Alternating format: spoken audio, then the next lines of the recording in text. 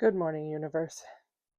Today we're going to tour my herb and spice cabinet, made mostly of the herbs and spices that I grew in my garden and made into blends. Also includes ingredients of various kinds. So here it is. All of this is mostly this summer and some of last summer's effort. Okay, so starting in this corner, we have various dried leafy greens. I dehydrated them so that I can just throw them into soups as needed. Because what I've found about leafy vegetables is that I almost never want to eat them at the time that they're ready. So instead, I just started dehydrating them and using them later. In this corner, I have what is left of my lemon balm. Here we have some dried eggplants, which I love growing eggplants so much. It's probably my favorite fruit to grow, but I never know what to do with all those eggplants because what do you do with all those eggplants? This variety was so good. It's called Shiromaru, I believe. Shiromaru, yep. And I would highly recommend it. And there's also a little bit of another one that was really good. I'll remember that later.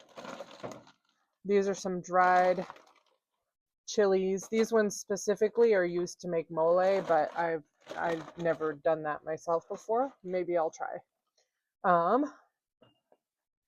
These are some dried olives that I got from my husband and keep forgetting to give him. Back there I have a lot of dried nuts and chilies that came from the grocery store. Okay, so sumac, but I of course did not make sumac. I wish I could, but invasive and also big. And I grow on a patio and a driveway, so can't really grow a sumac. This is calendula. More chilies, just random stuff like pepper. And oh, here is a little art piece that I made once. That's a little seed inside of a seed pod. This was during my pottery phase that I haven't been able to get back into. Oh, oh, oh, oh, oh, oh, oh, saved. Okay, so this used to be chamomile, but I used it all in my teas, which we will get to. All right, so starting with the little things, and a lot of this container is store-bought. I have here some dried garlic, star anise, rock sugar for my pickle jar, furikake, um, safflower. That was fun to grow, but I probably won't do that again because I haven't really found any use for it. Dill seed, there's very little of it, but I use very little of that. So Nigella, which I also may not grow again. I'm not sure. I grew that just to see if the seeds were good, and I haven't found a use for those either. This is something I love is cilantro bolts as soon as the weather gets hot, and instead of throwing it out, I just let it become coriander, which is my two favorite spices are cumin and coriander. So those are cloves. The rest of that stuff back here, I believe, is commercially grown. Okay, so going on down the list, we've got lavage, popolo, which I did not grow. I got that at a farmer's market and I dried it, but I will be growing it next year if everything works out. Chocolate mint back here, random herbs, which is just a collection of herbs that fall on plates underneath dehydrators. Greek basil by itself. I also have a Greek basil blend, but it's in the kitchen right now because I just used it in a soup I made or a broth. Rosemary, lavender, sage. Lavender is so good when it's fresh, and it is a really good culinary ingredient, but you have to grow English lavender, not French lavender. This is French lavender, and it's really pretty, but it's not delicious. Chervil is another one that I really loved growing this summer. It is so good when it's fresh. It grows like crazy. Just keep it in cool, like shady, pretty shady environments, and make sure you harvest it every day or almost every day once it starts going or it'll bolt. Thai basil, basil, which is just a blend of many kinds of basil, and za'atar oregano. And then in this container, we have bay leaf. I have a whole bay leaf bush outside. Thyme, one of my favorites to grow, especially lemon thyme. Lemon thyme is, I think, the most delicious in odor and in flavor. Okay, so regular oregano and parsley, and then over here we have herbes de Provence, which, oh my god, make your own herbes de Provence. If I could only ever have one herb blend, it would be herbes de Provence. If I had a list of 5 things I could have, herbes de Provence would be on that list. You know, if I could only have 5 seasonings or flavorings in the world. Italian seasoning, because everybody needs Italian seasoning. So I made my own of these. So za'atar, which is what the sumac was for, it has sumac, sesame seeds, za'atar, and some other ingredients in it as well. Savory, dried garlic, sesame seeds I did not grow, and spearmint back there.